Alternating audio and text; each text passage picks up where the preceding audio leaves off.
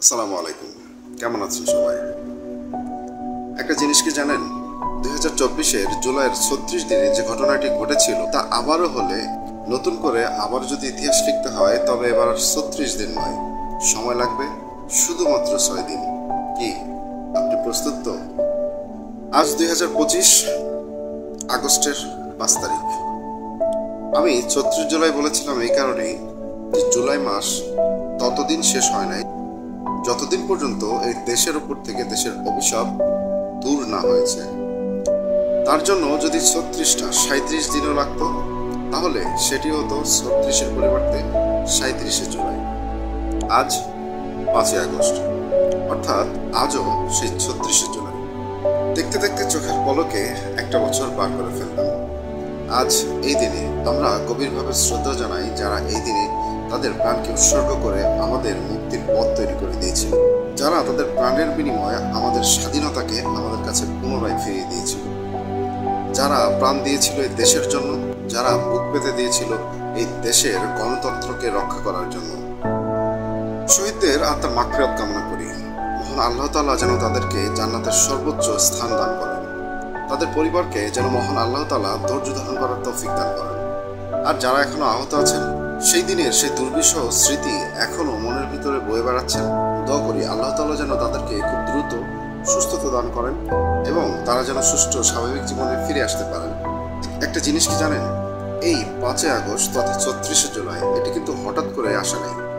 এটি এসেছিল বছরের পর বছর জমানো অসন্তোষ, দুঃশাসন এবং অন্যায়ের প্রতিবাদের এক বহিঃপ্রকাশ হয়ে, যেখানে ছাত্র জনতা দেখিয়ে দিয়েছিল এই দেশের মালিক কোনো একক ব্যক্তি নন, এদেশের মালিক এই দেশেরই জনগণ। আর তাই জনগণের ইচ্ছার বিরুদ্ধে গিয়ে কেউ কখনো টিকে থাকতে পারে না। গত 36 দিনে যা হয়েছিল সেটি ছিল এই জনগণের একটি স্পষ্ট বার্তা যে অন্যায়, অত্যাচার আর দমন নীতি প্রয়োগ করলে নতুন করে ইতিহাস লিখতে বেশি সময় লাগে না।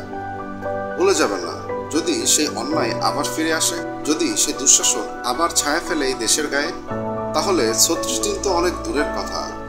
এবার এই দেশের মানুষ ইতিহাস বলতে দিবে মাত্র 6 দিনে। আর তাই আজকের দিনে শুধু স্মরণ নয়, আজকের দিন একটি শপথের দিন হোক। আমরা ভুলবো না ইতিহাস, আমরা ভুলবো না শহীদের আত্মত্যাগের কথা, আমরা ভুলবো না সেই রক্তে ভেজা দিনগুলোর কথা। এ দেশ আমাদের, এই মাটি আমাদের, আর তা রক্ষা করার দায়িত্বও আমাদের। এ দেশকে নতুন করে গড়ে তোলা, একটা অন্যায়মুক্ত গণতান্ত্রিক মানবিক দেশ হিসাবে এই দেশকে গড়ে তোলা, এটি আমাদেরই দায়িত্ব। চলুন আজকের এই দিনে আমরা আবারও ঐক্যবদ্ধ হই, পুনরায় গড়ে একটি নতুন বাংলাদেশ, যেখানে থাকবে না ভয়, থাকবে না অন্যায়, থাকবে শুধু ন্যায়ের পথ, মানবতার এক অনন্য দৃষ্টান্ত। আর তাই 5ই আগস্ট তথা 36শে জুলাই এটি হোক আমাদের জন্য একটি ইতিহাস, একটি ত্যাগ, একটি শপথের দিন।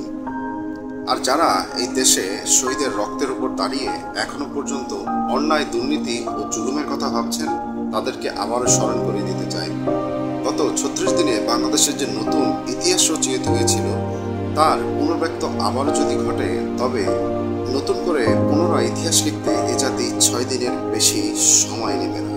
সুতরাং নিজেকে বদলান, দৃষ্টিভঙ্গি বদলান, দেশকে গড়ুন আদর্শ আর সততার ভিত্তিতে। ইনকিলাব জিন্দাবাদ। আল্লাহ হাফিজ।